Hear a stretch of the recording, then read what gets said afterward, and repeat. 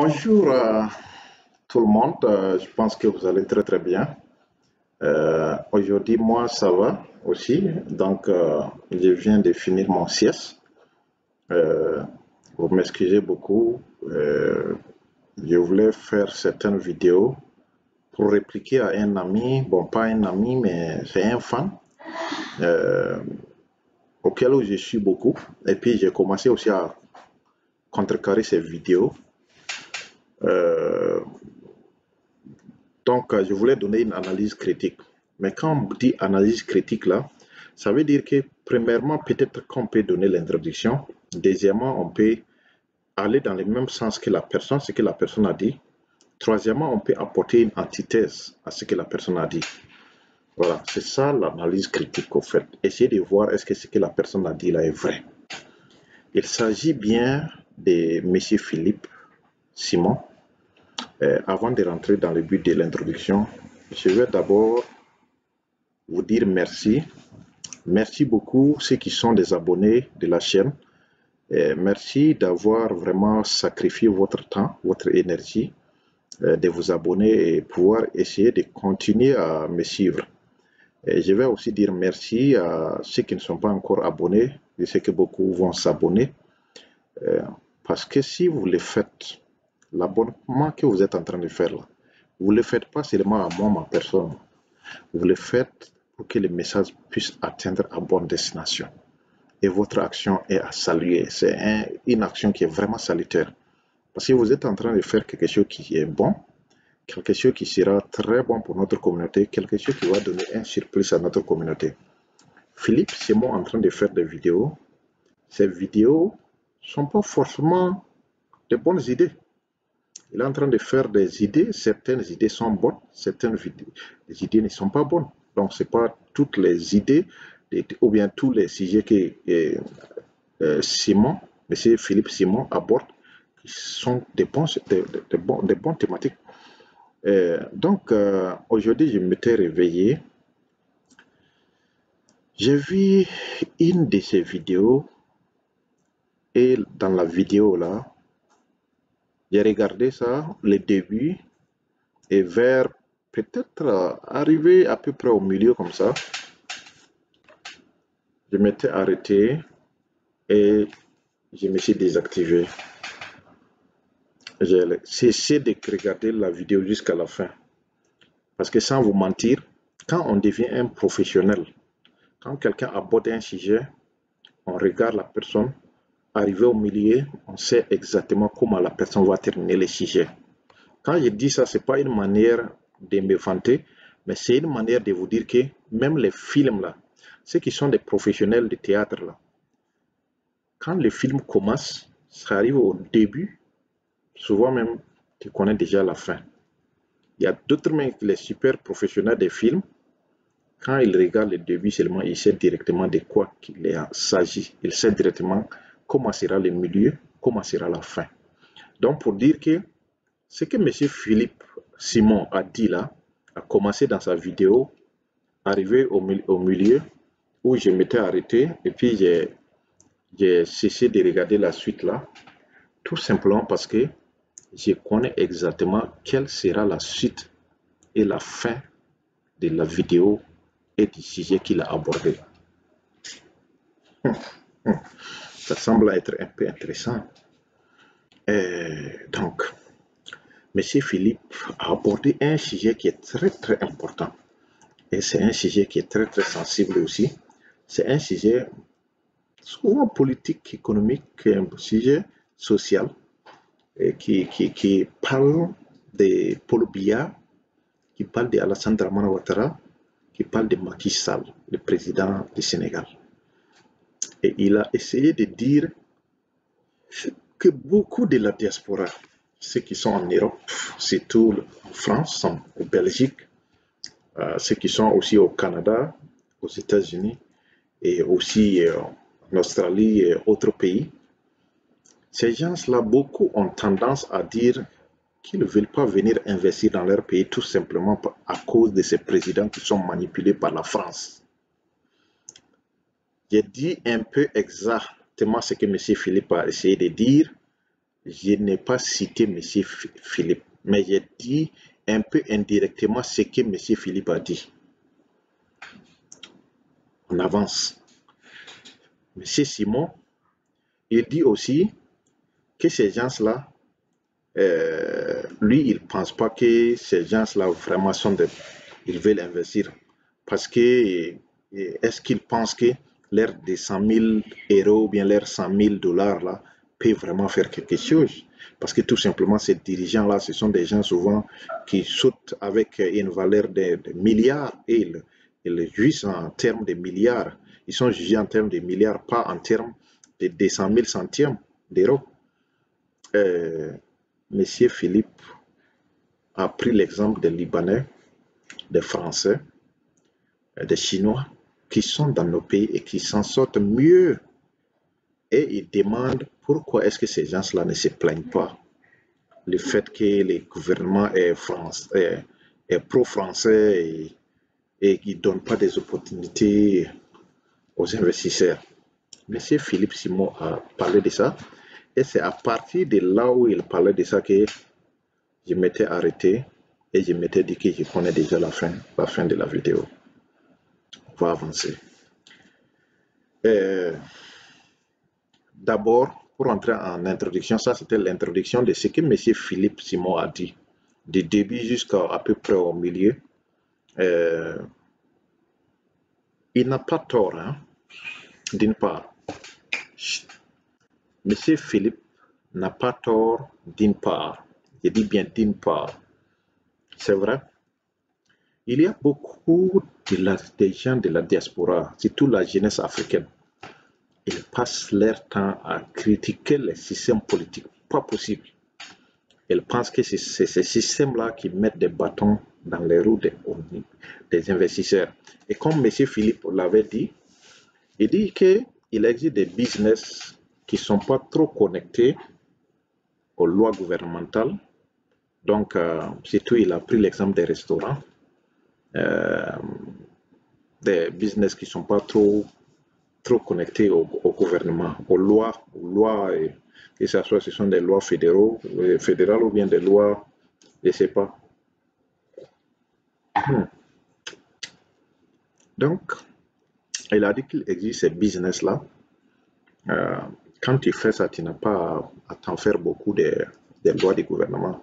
Donc, ces gens-là ne vont pas venir trop te déranger. On s'arrête un peu là. Il a raison. Tout simplement, un investisseur sérieux, je dis bien un investisseur sérieux qui est un Africain de la diaspora qui veut vraiment investir dans son pays, n'a pas ce temps de questionner le système politique de son pays avant de venir investir. Je vous explique tout simplement. Quand on dit un investisseur sérieux là, c'est des gens, même si on les prend, on part les jeter au désert là, ils vont vendre du sable, des grains de sable. Ils vont transformer ça en un grand business. Quand on les prend, on part les déposer au niveau de la mer là. Ils vont commencer à vendre des poissons. Ils vont vendre l'eau. Ils vont transformer l'eau là en sel.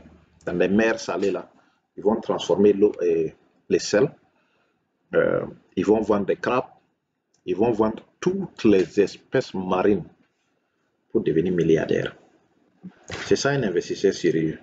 Je ne parle pas des investisseurs qui pensent que le terrain doit être balayé et le terrain les attend, tout les attend paisiblement et ils viennent seulement investir et puis récolter des fruits.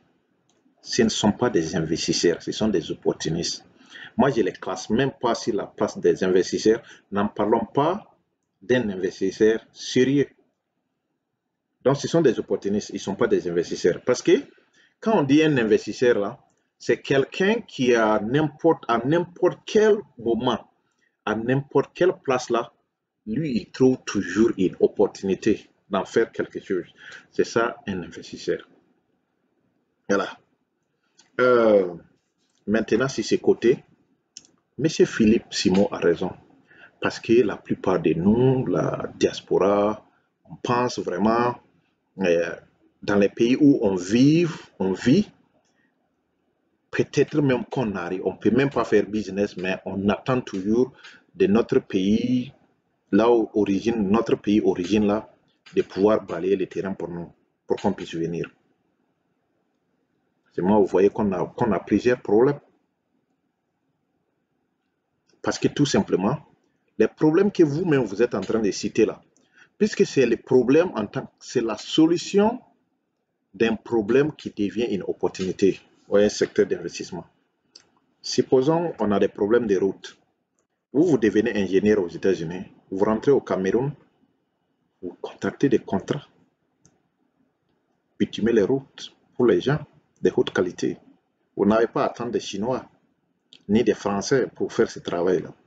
À ce moment, quand vous descendez, ça devient automatiquement une opportunité pour vous. Mais vous n'êtes pas obligé de vous arrêter en attendant que les gouvernements camerounais vous appellent, vous dire que, OK, comme vous êtes de la diaspora là, il faut qu'on trouve des moyens et donne des opportunités à la diaspora.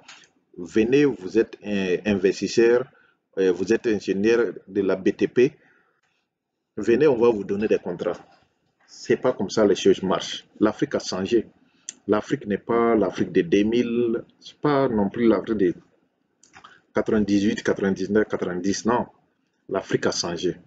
Donc, c'est à vous de détecter les problèmes, c'est à vous de vous approcher des gouvernements, c'est à vous de leur proposer votre solution et c'est à vous de les convaincre.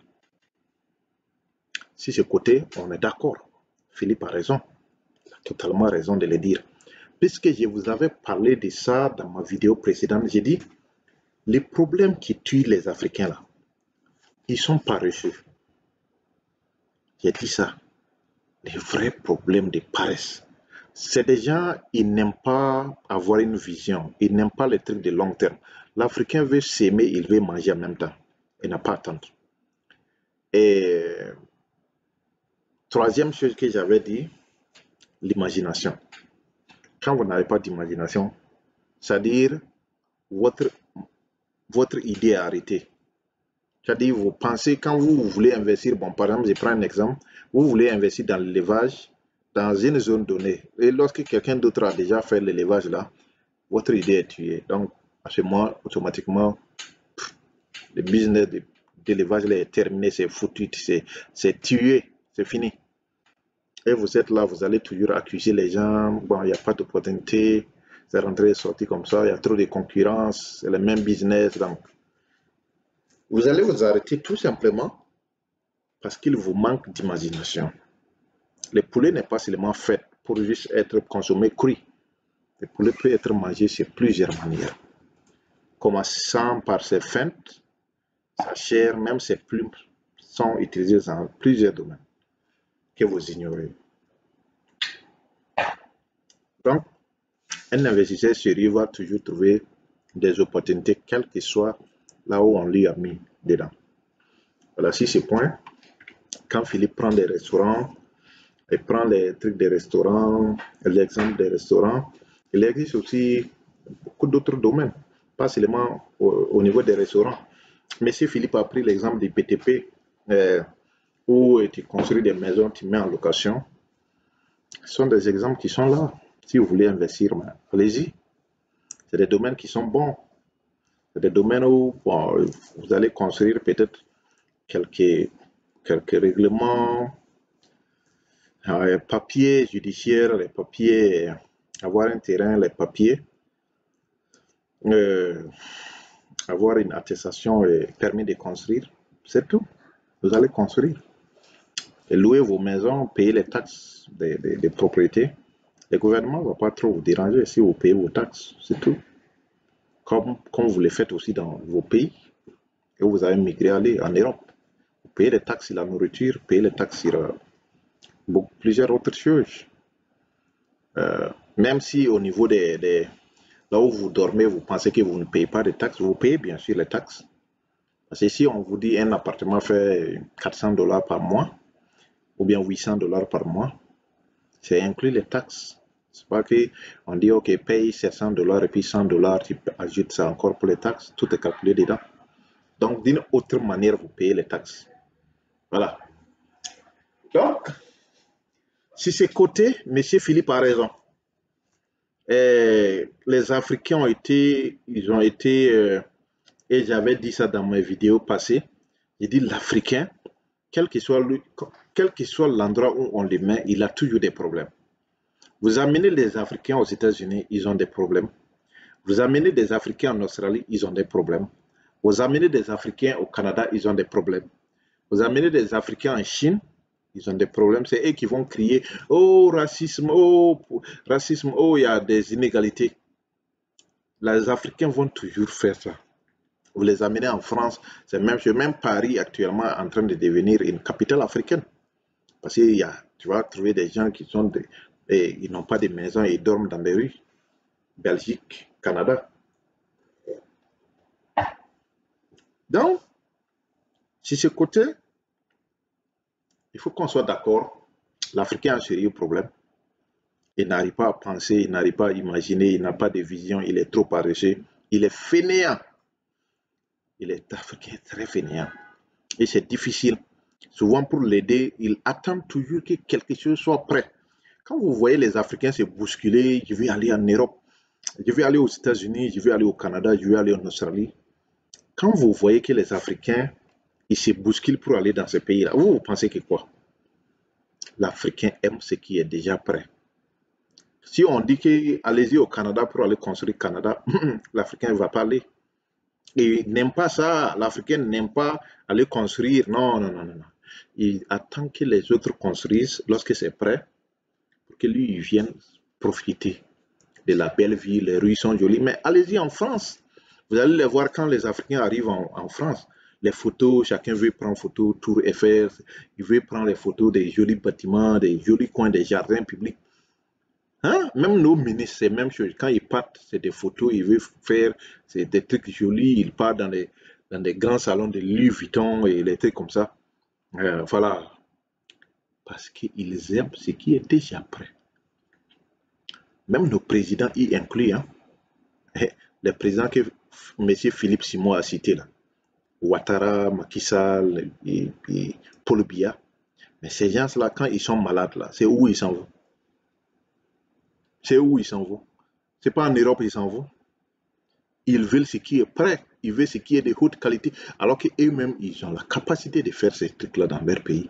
Mais manque de vision, c'est comme je l'ai dit, manque de vision, paresseux, fainéant, l'Africain comme ça, il est prêt à consommer ce qui est prêt. Ce que les autres se sont battus pour avoir là, l'Africain, lui, il veut jouir de ça jusqu'à sa mort. Mais c'est la réalité. Est-ce que c'est ce que je suis en train de dire là, j'ai inventé quelque chose? Rien. C'est la réalité.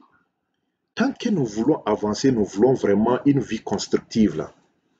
Et on n'amène pas notre pensée, notre vision de faire certaines choses là. Mais nous allons passer le temps à juger des trucs des gens. L'ordinateur, ils ont fabriqué l'ordinateur, ça fait déjà combien d'années? Mais regardez, c'est combien de pays africains qui arrivent à fabriquer des ordinateurs? Le monde, on nous parle d'un monde polyvalent, d'un monde multi quoi, ou bien un monde multipolaire. On nous parle chaque matin actuellement d'un monde multipolaire. C'est-à-dire un monde actuellement qui est là où tout le monde cherche ses intérêts. Il n'y a pas à dire, ok, c'est seulement les Américains, les Français qui dominent ce monde. C'est un monde universel où l'opportunité, toi tu pars là où l'opportunité est. Mais aujourd'hui, ceux qui vont prendre une gifle là, c'est les Africains. Parce qu'ils n'ont pas profité. Les produits sont déjà faits. L'ordinateur est déjà fabriqué. Il vous reste quoi? Vous aussi inventer quelque chose qui s'y ressemble, mais coller, copier-coller. Mais l'Africain, c'est comme je l'ai dit, le mot fainéant, il est très très fainéant, mais il attend que l'ordinateur, oh yes, quelqu'un vient, on lui donne Apple, un ordinateur HP, un ordinateur Dell, il est très content, il regarde ça, il est, oh, l'Africain est très content de ça. Yeah. Les gens ont fait leurs efforts, les gens sont allés penser, ils sont allés chercher des gros diplômes universitaires, ils ont fait leur laboratoire scientifique, ils ont inventé des trucs. Voilà, moi vraiment je suis content d'avoir ça. Africain comme ça. Mais regardez les histoires des téléphones là, c'est la même chose. Nos filles, nos femmes, mais les jeunes femmes africaines, mais elles sont gâtées. Elle veut des iPhone 13, iPhone Pro Max. Souvent même, il y a d'autres qui vont te dire, je veux iPhone Pro 40. Quelque chose même, peut-être les Blancs même n'ont même pas inventé d'abord, mais lui, il attend, il veut forcer les Blancs à fabriquer ça pour elle. Une femme qui pense comme ça, là, vous-même, vous pensez que quand elle va avoir son enfant, là, son enfant va penser comme... Parce que ta manière de penser, là, c'est dans tes gènes. Hein. Quand tu vas avoir ton enfant, là, va penser aussi à peu près même chose. L'enfant risque d'avoir certains gènes qui sont héréditaires comme ça. L'enfant va penser comme ça. Hein. Elle veut, oh, tu veux sortir avec elle, elle veut déjà iPhone qui n'est pas encore sorti là. C'est ça, elle veut. Voilà, iPhone qui n'est pas encore sorti là. iPhone 40 Max là. Ça, c'est... Et puis, la plupart de ces femmes-là, quand vous les demandez, mais je vais avoir ça où? Mais elles vont te dire, mais aux États-Unis, Apple est en train de travailler sur ces projets. Elles vont dire que Apple est en train de, les Américains sont en train de travailler dans ces projets. Mais, et toi-même qui parles des Américains sont en train de travailler sur ce projet-là. Et quel projet toi tu travailles sur? En dehors des projets de consommation, les Africains sont devenus des vecteurs de consommation. Au lieu d'être des vecteurs pensables, des êtres humains qui pensent, ils sont des êtres humains qui consomment. Mais c'est très grave. Donc, dans un monde multipolaire, là, multidimensionnel, là, nous, on aura des problèmes. Parce que les gens vont nous dominer, les gens vont nous écraser. Ça, c'est clair. Qui refuse de penser sera écrasé. Tu seras écrasé, ma soeur. Tu seras écrasé, mon frère. Les riz, là, les Taïwanais, là, vont te forcer même à acheter les riz. Hein? Les Vietnamiens, ils vont te forcer à manger les riz. Parce que tu es fainéant, tu es paresseux. Les Brésiliens vont te forcer à manger leur poulet congelé, là. Ils vont te faire ça. Les haricots, même qu'on peut s'aimer chez nous, là. Les Chinois, là, vont te forcer à manger ces haricots-là. Ta paresse, c'est le prix de ta paresse. C'est le prix de ton fainéantisme qui nous a conduit à ça. Voilà. Donc, j'ai pris la peine de faire rentrer en détail sur en quoi est-ce que M. Philippe a raison de dire ça. Maintenant, voilà la partie la plus intéressante. Il faut chercher de l'eau boire d'abord si vous avez soif. Si vous avez faim, cherchez quelque chose de posé sur votre table pour qu'on puisse commencer avec les choses sérieuses. C'est ça, les choses sérieuses. On va commencer avec les choses sérieuses maintenant pour attaquer M. Philippe. M. Philippe, si tu pensais t'en sortir dans ces sujets, en abordant les sujets comme ça d'une manière simplistique, comme étant, je ne sais pas, un élève de CM2 qui a abordé ces sujets, Monsieur Philippe, je vais te dire la vérité, tu as tiré à terre. Tu es en train de parler à des intellectuels. Et en tant qu'intellectuel, la façon que tu as abordé ces sujets-là, c'est une insulte. Et quelqu'un ne va pas juste s'asseoir, gaspiller ses 20 minutes, te regarder dire ce genre de trucs-là qui n'ont pas de sens. Monsieur Philippe, la façon que tu as abordé ces sujets-là, ça fait que je n'ai même pas pu manger. Je voulais manger, mais je n'ai même pas pu manger. Ma faim là est partie. Je suis allé prendre sieste. Et voilà ce que je bois maintenant. Jus de fruits. Jus de fruits. Parce que la façon que M. Philippe a abordé ce sujet-là, ça donne des migraines. Ça donne des maux de tête. J'ai bien dit, la façon que M. Philippe a abordé ce sujet-là, ça donne des maux de tête. Ça donne de la migraine. Ça donne du sommeil. J'étais obligé d'aller me coucher. Puis, juste prendre ma sieste puis revenir.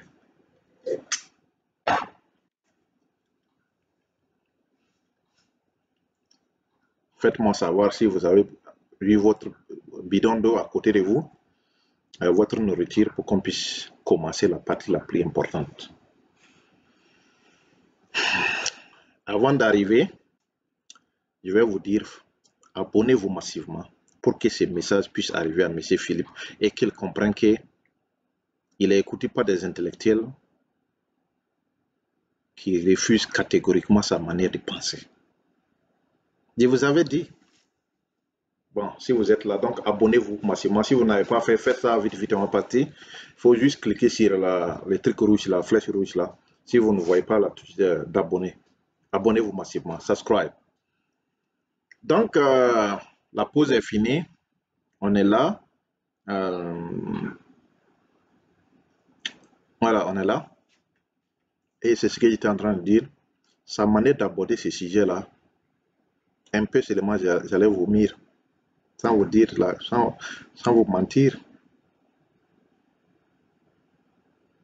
Monsieur Philippe oublie la géopolitique, la géostratégie. La géopolitique, Monsieur Philippe doit beaucoup vraiment s'intéresser. C'est vrai. Moi, je vous avais parlé de Monsieur Philippe dans mes vidéos précédentes. Il faut juste fouiller dans mes vidéos précédentes que je vais peut-être lier à cette vidéo-là. Je vous avais dit. J'ai dit, si vous voyez que c'est vrai, Monsieur Philippe a l'argent, peut-être il a l'argent sur les YouTube, il a l'argent sur ses séminaires, il a l'argent sur sa ferme, son restaurant. Mais, Monsieur Philippe, sa manière d'investir, ça ne m'étonne pas qu'il aborde ce sujet d'une telle simplicité. Regardez son restaurant au Cameroun, c'est trop petit. C'est trop petit. Pour quelqu'un de son calibre, ce restaurant est trop petit. Il veut vraiment faire quelque chose, c'est vrai. Il veut vraiment faire quelque chose pour son continent, mais les choses, le nom de M. Philippe Simo est très grand. Son nom est très très grand pour aller faire un restaurant qui ne dépasse pas une salle à manger, une petite salle à manger ou bien une cuisine. Son champ, j'avais parlé de son champ au Cameroun. Son champ est tellement bon. Son champ est un peu pas trop grand, mais est-ce que vous voyez qu'il a pu moderniser ça? Parce que l'Afrique de demain, c'est pas les types d'agriculture que M. Philippe fait. Ça, on appelle ça agriculture familiale. Ce ne sont pas des agricultures commerciales. Et on encourage M. Philippe à déjà commencer à s'investir dans les tracteurs, dans les moissonneuses, dans les semoirs. C'est ça qui peut les lancer, qui peut devenir milliardaire. J'ai bien dit ça dans la vidéo précédente. Maintenant, revenons au sujet pour ne pas lui donner cette chance-là de s'échapper dans ce sujet-là. Monsieur Philippe, regarde-moi. Il faut bien me regarder, Monsieur Philippe. Regarde-moi, Monsieur Philippe. Ce sujet-là, le sujet que tu as entamé là, tu as parlé de Paul Biya, tu as parlé de Macky Sall, tu as parlé d'Alassane Draman Ouattara, qui sont considérés comme des pions par la diaspora africaine et qui ne mettent pas les moyens pour aider cette diaspora à investir au pays. Soit disant que tiens, des diasporas accusent trop ces présidents-là. Parce qu'il y a les Chinois, il y a des Indiens, il y a des Libanais, il y a des Français qui investissent là. Monsieur Philippe, il faut vous intéresser à la géopolitique. Il faut vraiment beaucoup vous intéresser à la géopolitique pour comprendre les choses. Les Français qui investissent, allons-y doucement, les Français qui investissent là, la plupart quand on enlève le budget de l'État ou bien des organisations et des organisations de développement et des budgets français qui financent les projets des investisseurs français en Afrique là, il n'y aura pas grande chose.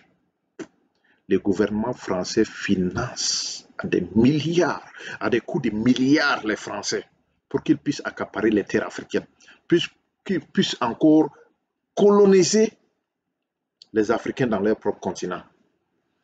Vous pensez, quand vous prenez Boeing là, Boeing, vous pensez que quoi? Quand Boeing, pour comprendre un peu la géopolitique, quand Boeing a des problèmes, juste des petits problèmes en Afrique là, vous pensez ce qui Boeing voit? Un coup de fil à l'Élysée. Allô, président, j'ai des problèmes en Afrique. C'est ce même président français qui prend le téléphone à Alassane Draman Ouattara. Hey, écoute, nous on est venu bombarder les palais présidentiels, enlever Gbagbo comme un rat là, et puis toi t'es déposé là. On t'a fait signer un contrat qui disait les Français sont les prioritaires sur des projets. Mais C'est quoi le problème? Pourquoi Boeing est en train d'avoir des problèmes?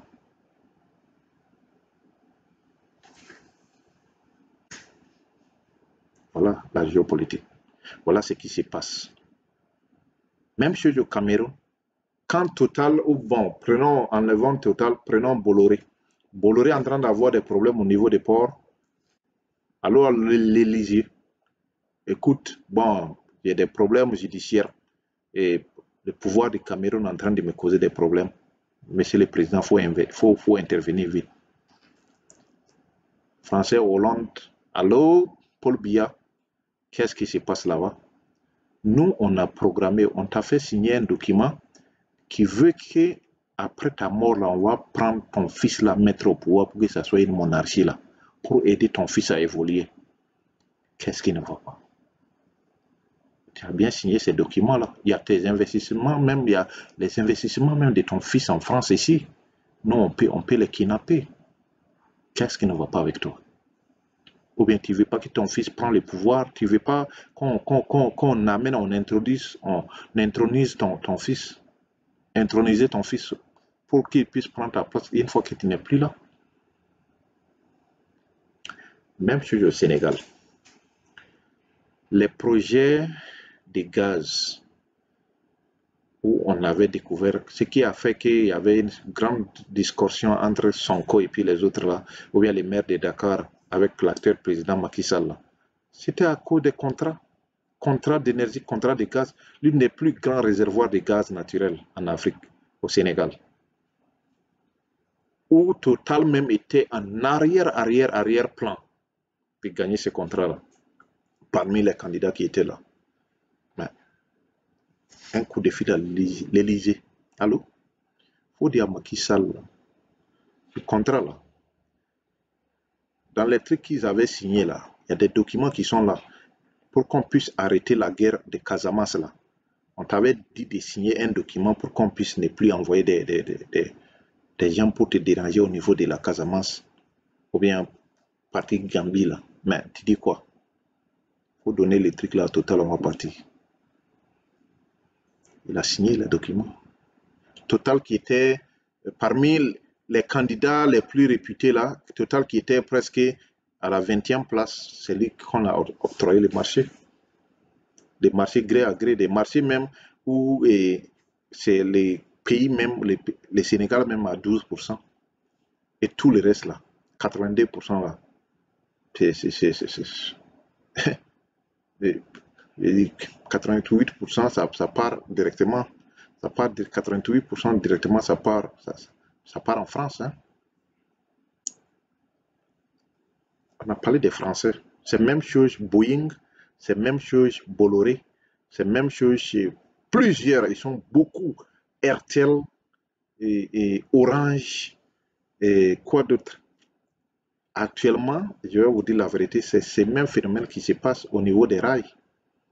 Puisque ces gens-là veulent contrôler quoi? Ils contrôlent les ports, ils contrôlent les aéroports et même actuellement au Burkina Faso, là, le nouveau aéroport de Doncin, là, le marché a été attribué à un Français. Non-sens, qui n'a pas de sens. Tout simplement parce que ces gens-là veulent contrôler les sorties et les entrées de ces ports-là pour juste faire sortir frauduleusement les matières premières. Sans contrôle. C'est eux qui dominent les aéroports, c'est eux qui dominent les ports. Bolloré fait passer des choses dans les conteneurs. Qui va contrôler? Vous êtes fou pour arrêter ça? C'est la réalité. Mais M. Philippe doit s'intéresser à comprendre ça. Quand ceux qui sont au niveau de la diaspora parlent de ces systèmes politiques-là, ils ne parlent pas d'eux-mêmes. Ils parlent d'un grand système qui est là, qui est en train de les hypothéquer. Aujourd'hui, le franc CFA, l'affaire du franc CFA. Mais c'est en train de bloquer plusieurs choses. Même Philippe, toi-même qui investis là, mais tu es dans toutes leurs listes. Ils savent quel Africain veut faire sortir sa tête de l'eau. Et quand ils voient que ta tête est grandement un peu sortie, ils vont juste appuyer. Ça avec ton pied. Leur pied là, ta tête, tu vas noyer. C'est la réalité. Regardez nos investisseurs africains, ceux même qui n'ont pas eu la chance d'aller étudier en Europe ou bien faire le tour du monde, mais ils veulent acheter une machine qui est en Chine. Même pour faire les tours des champs, c'est des problèmes. des francs CFA au dollar pour pouvoir acheter des marchandises en Chine. C'est un problème. Quand les gars de la diaspora parlent de ces systèmes-là, ils parlent de ça en global. Ils ne parlent pas de ça juste parce que c'est eux qui veulent aller injecter leur maigre revenu dans ce pays-là. Mais ce système doit s'arrêter. Parce que comment est-ce que ça se fait? Vous êtes de même génération qu'un Français. Et toi, tu es en Europe ou bien tu es aux États-Unis. Ces Français-là débarquent en Afrique. Toi aussi, tu débarques en Afrique. Toi, tu investis avec ton propre revenu. Ces Français-là sont en train d'investir avec les revenus des fonds étatiques français. C'est de la géopolitique. Comme ça, la concurrence est tuée. Ils sont en train de tuer la concurrence. Vous voulez investir dans la télécommunication, l'État français débloque un crédit, qu'ils appellent ça crédit de la géopolitique, et débloque un crédit de 15 milliards de dollars. Lui donner. Toi, tu as qui pour t'aider à avoir ces 15 milliards de dollars pour prendre des marchés de télécommunications? Tu ne peux pas. C'est de ça qu'on est en train de parler. On ne parle pas de petits projets, monsieur Philippe. Il ne faut pas embrouiller les gens, monsieur. Il ne faut pas embrouiller les gens. J'ai parlé des Français.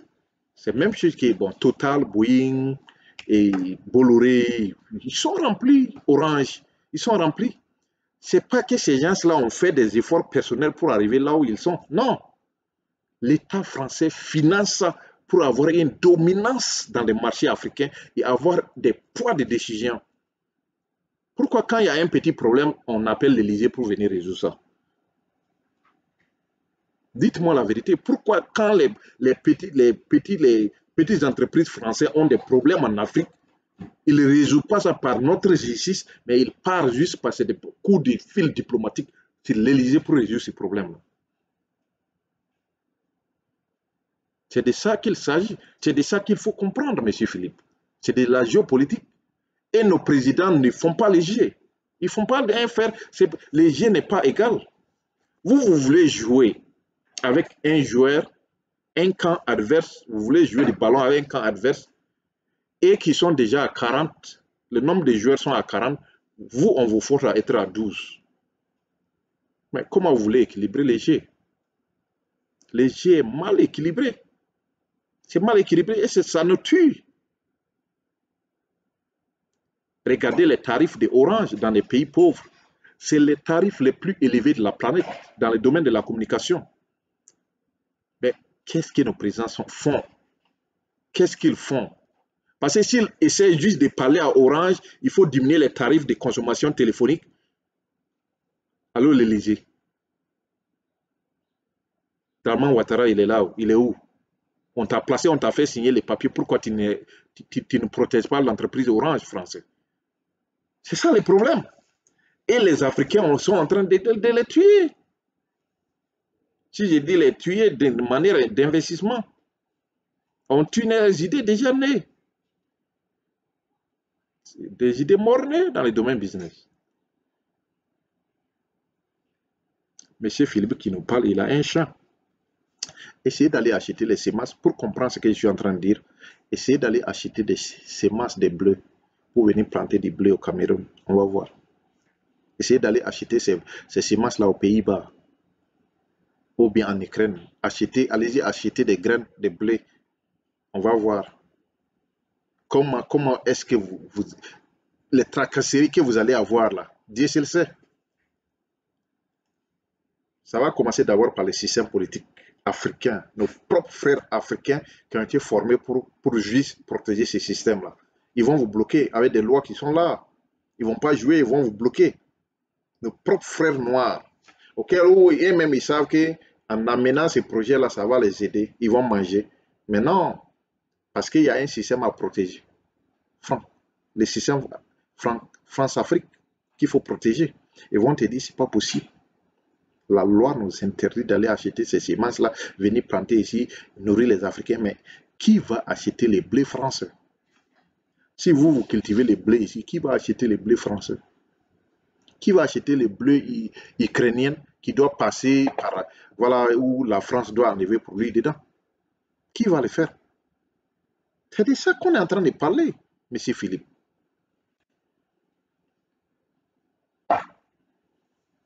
Deuxième chose, on parle des Chinois. Vous pensez que les Chinois qui ont des grandes entreprises d'exploitation minérale, ils sont financés par la Banque de Chine. Les Chinois que vous voyez, ils viennent avec des projets des plus grands projets d'investissement sur des PTP, des ponts, les aéroports et consorts là. Ces gens-là sont financés par la Banque de Chine. Monsieur Philippe, qui vous ne le savez pas. Et qui contrôle la Banque de Chine? Qui contrôle la Banque de Chine?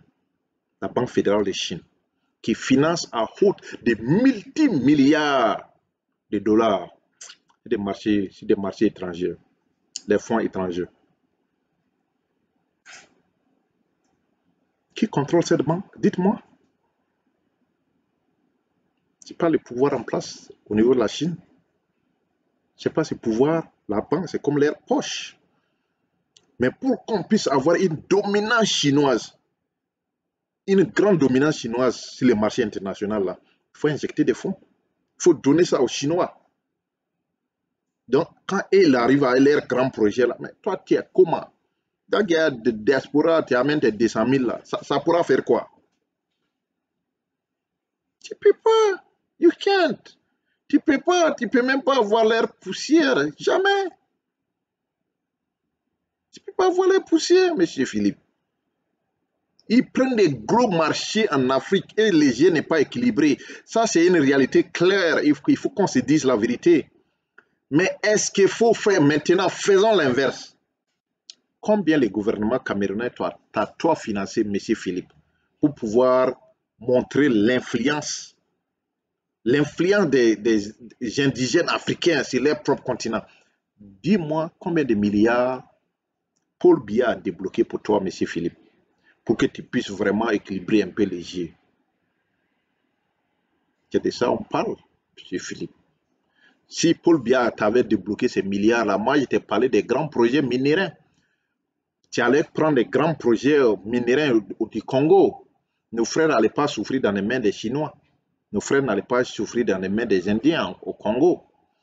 Si le gouvernement congolais avait financé des indigènes congolais, mettre des milliards pour des investisseurs congolais, de dominer le marché des mines, aujourd'hui, le Congo allait être la première puissance, peut-être même dépasser la première puissance africaine. Elle a tout. Le Congo a tout. Coltan, diamant, l'or, manganèse, zinc, cuivre, tout. Cobalt. Si le gouvernement congolais avait dit, OK, je vais penser à mes éléments moi-même, comme façon que les Chinois font là, pour faire une dominance, il allait financer à coups de milliards de gens. Tu amènes un projet, tu veux permis de mine là, on allait juste avoir des grandes organisations fédérales qui allaient t'accompagner, te donner la licence, te donner des milliards, tu vas acheter les équipements, les appareils de dernière génération, t'installer, commencer à exploiter les mines du Congo. Du traitement de l'exploitation jusqu'au traitement. C'est ça qui allait donner des milliards et ça allait être compétitif. C'est la même chose que les Indiens, M. Philippe. L'Inde commence à devenir une puissance. Il a compris les jeux. Quand il y a un investisseur indien, mais son gouvernement va le financer à coups de milliards. C'est le jeu international, M. Philippe. Et c'est comme ça se passe. Mais maintenant, si vous pensez que nos présidents qui sont là, des Paul Biya, des Macky Sall, des Ouattara qui sont là en train de juste, ils font le contraire de ce qui doit être fait. Et vous pensez qu'on ne doit pas parler de ça, mais monsieur Philippe, vous avez tiré à terre. C'est pour cela que j'ai dit que quand vous avez commencé votre débat, me donne sommeil. Ça me donne sommeil. Des grandes firmes israéliennes, c'est la même chose. Leurs États les accompagnent à des coups de milliards. C'est ça de la géopolitique.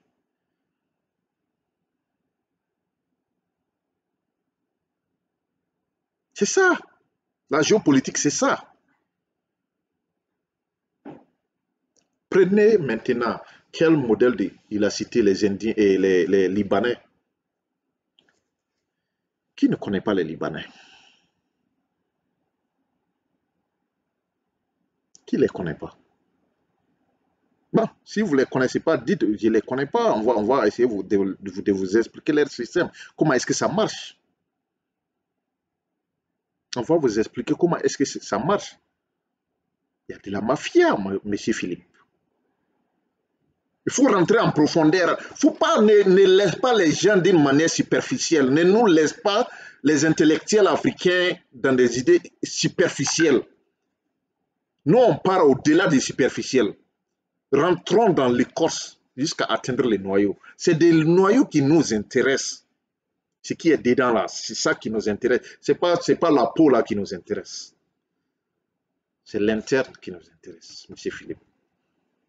Pour comprendre ce jeu, que ce sont nos dirigeants qui n'ont pas de vision, qui sont des fainéants, qui n'arrivent pas à faire le jeu international. Sinon, on allait financer des Africains.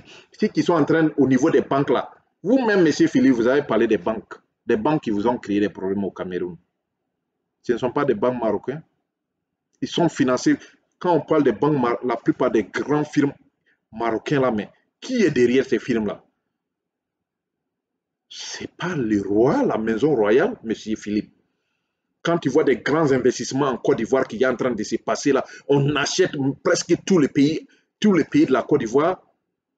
Les Marocains sont en train d'acheter les jolies plages, les bonnes parties même de la Côte d'Ivoire. Qui finance ça? Ce n'est pas la cour, ce n'est pas la maison royale. Ce n'est pas les investissements royaux. Mais où se trouve la politique de nos leaders politiques pour que les Africains aussi puissent bénéficier de ces avantages-là? L'avez-vous déjà vu des Sénégalais qui sont financés à coups de milliards pour dominer les marchés internationaux? Vous avez vu ça? Vous avez vu l'État ivoirien qui s'est levé comme ça, dire ok, voilà un Ivoirien qui est dans le domaine bancaire, dans le système financier. Après, on va mettre 400 milliards ou bien 600 milliards de francs CFA produits pour qu'ils puissent dominer les marchés internationaux. Vous l'avez vu ça? Même chose au Cameroun. Les problèmes de voies, les problèmes de bitume, les problèmes d'électricité. Vous l'avez vu des ingénieurs camerounais où l'État camerounais a dit ok, je vais te financer d'une manière jusqu'à 200 à 300 milliards de dollars. On parle de dollars américains, pour que tu puisses dominer les marchés du BTP au Cameroun et puis être le leader du BTP en Afrique. Où est-ce que ça s'est passé? Mais dites-nous la vérité. Faut pas que vous allez perdre notre temps, monsieur. C'est ça les enjeux et c'est ça la réalité. C'est ça le problème. Le vrai problème et la bataille actuelle, c'est ça. Nos dirigeants refusent de financer à des coûts de milliards des indigènes, des Africains pour pouvoir aussi avoir une force sur les marchés internationaux. C'est ça l'enjeu. Ils n'ont pas de vision, monsieur Philippe. Nos dirigeants, ces dirigeants que vous avez cités là, n'ont pas de vision du tout. S'ils avaient de la vision là, le Cameroun, aujourd'hui, si vous dites Cameroun là, mais un simple gars de Corée du Sud, ils allaient vous dire, mais ils allaient reculer. Ils allaient reculer. Mais aujourd'hui, regardez le Cameroun. Quand il pleut, les gens ne peuvent plus circuler. Les voies sont inondées. Regardez la Côte d'Ivoire, c'est la même chose. Quand il pleut, tout le pays est inondé. Monsieur Philippe, vous-même, vous êtes en Côte d'Ivoire. Quand il pleut là, Abidjan n'est pas inondé.